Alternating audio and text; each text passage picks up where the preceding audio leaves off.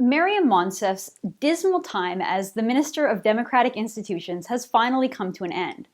Justin Trudeau put Monsef out of her misery when he shuffled his cabinet and demoted her, relieving her of that daunting task of trying to change the way Canadians democratically elect our federal government. Well, Monsef should consider herself lucky.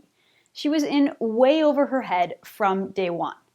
Monsef was an affirmative action appointee, a token young Muslim woman, a refugee, and a leftist community organizer. She was a perfect fit for Trudeau's gender-balanced cabinet.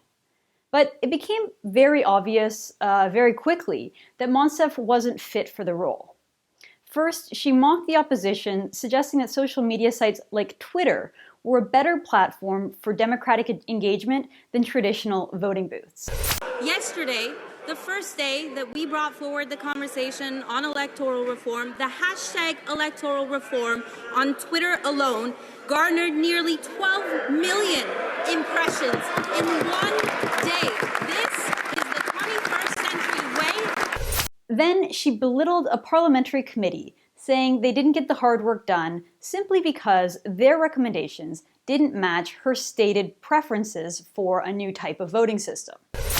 Mr. Speaker, I have to admit I'm a little bit disappointed because what we had hoped the committee would provide us with would be a specific alternative system to first past the post. Instead, Mr. Speaker, they've provided us with the Gallagher Index. Mr. Speaker, while they did not complete the hard work we had expected them to, this is consistent with what we heard from Canadians. Oh, and then there's the whole being born in Iran thing, and apparently not knowing about it despite making several visits back to the countries that she once fled.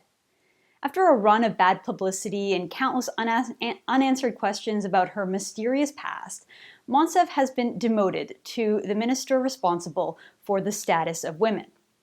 Monsef is now Canada's official government feminist. It's kind of fitting for Monsef to be in that role. A token ministry for a token minister.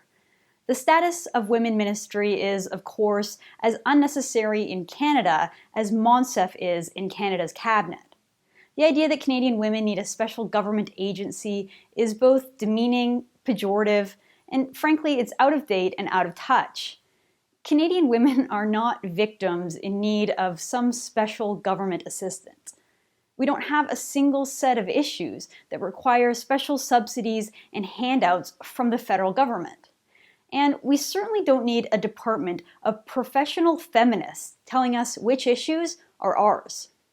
Feminism has long ago lost touch with the idea of promoting legal equality between the sexes, and instead focuses on undermining men and attacking traditional societal roles. Besides, the major issues that are within the Status of Women Department, the things that they focus on, are issues like domestic abuse and missing and murdered Aboriginal women. Both of those issues are related to crime and security, and they both already exist under the purview of the Department of Public Safety. And these are also issues that affect men, and it's wrong and unhelpful to exclude half the population when trying to deal with societal problems.